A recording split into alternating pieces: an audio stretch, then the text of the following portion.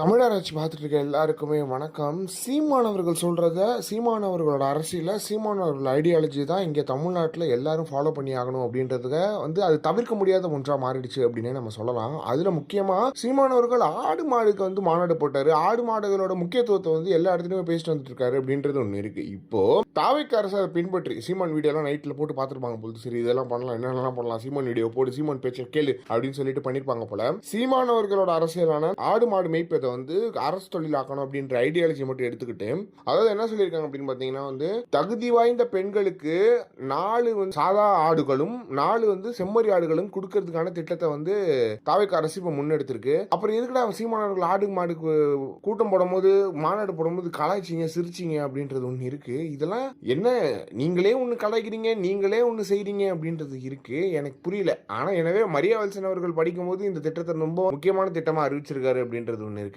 சீமானவர்கள் தான் 2 நாள் முன்னாடி தான் சொன்னாரு, ஆடு மாடு மேய்ன்னு சொல்லும் போது சிரிச்சல்ல, மேய்க்க பிடிக்கலன்னா போ, இப்ப மேய்ச்சுதானே ஆகணும். வேலை இல்லாத பெண்களுக்கு, தகுதி வாய்ந்த பெண்களுக்கு இந்த திட்டம் மிக பயங்கரமா யூஸ்ஃபுல்லா இருக்கும் அப்படின்றதுல எந்த ஒரு மாற்றமே கிடையாது. இங்க யார் ஆட்சி பண்ணாலும், யார் அரசியல் பேசினாலும் சீமானவர்களோட அரசியலையும் சீமானவர்களை தவிர்த்து அரசியல பண்ண முடியாதுன்றத சீமானவர்கள் ஒரு ஆட்சியிலையுமே ஒரு வருஷமுமே பட்ஜெட் தாக்கல் பண்ணும்போது அதை ப்ரூவ் பண்ணிட்டு தான் வந்துட்டு இருக்காரு அப்படின்றது ஒண்ணு இருக்கு. அதே மாதிரி இந்த பட்ஜெட்ல எதுவுமே இல்ல, திமுக அரசு பண்ணது எல்லாத்தையும் மேம்படுத்தும் அப்படின்னு சொல்லிட்டு போயினே இருக்காங்க. வேற எதுவுமே புதுசா இருக்கிற மாதிரி தெரியல. எனவே இதை பத்தி நீங்க என்ன நினைக்கிறீங்க அப்படின்றது மறக்காம கமெண்ட் பாக்ஸ்ல சொல்லுங்க.